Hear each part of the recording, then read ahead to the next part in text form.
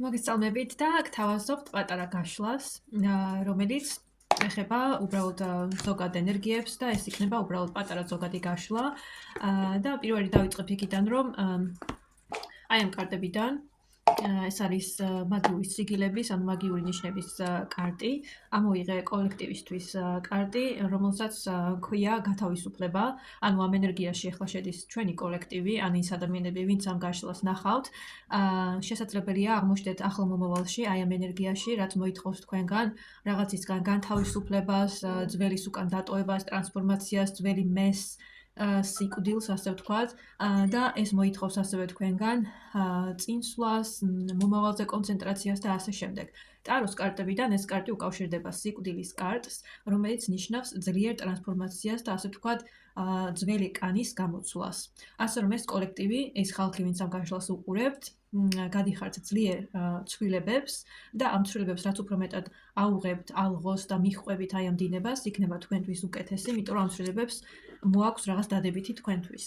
ახლა კი გადავალ გაშლაზე და ეს გაშლა ეხება უბრალოდ რჩევას, რაც ახლა გჭირდებათ, ყველაზე მეტად, რაც უნდა გაითვალისწინოთ და რაც თქვენთვის ყველაზე საჭირო ეხლა რომ მოისმინოთ.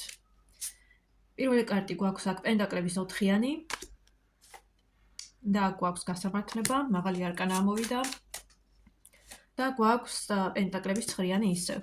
ვინც ამ გაშლას ნახავთ და ვინცთვისაც ეს რეზონირებს, პირველი ჩანს საკმაოდ ბევრი ფინანსურ-მატერიალური ენერგიები.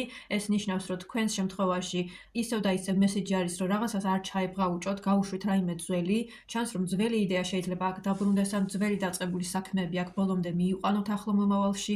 ასევე შანსი არის, რომ აქ ბევრად უფრო დამოუკიდებელი გახდეთ ახლო მომავალში, ფინანსურად გქონდეთ მეტი წარმატება, გქონდეთ იმისი შანსი, რომ თქვენი საქმე წავიდეს წინ, გადავიდეს ახალ ეტაპზე, ახალ პლანზე და ასევე ჩანს, რომ შესაძლებელია ზოგი თქვენგანისთვის ძველი ადამიანი დაუბრუნდეს, ან რაღაცა ძველი სიტუაცია ისევ აღდგეს.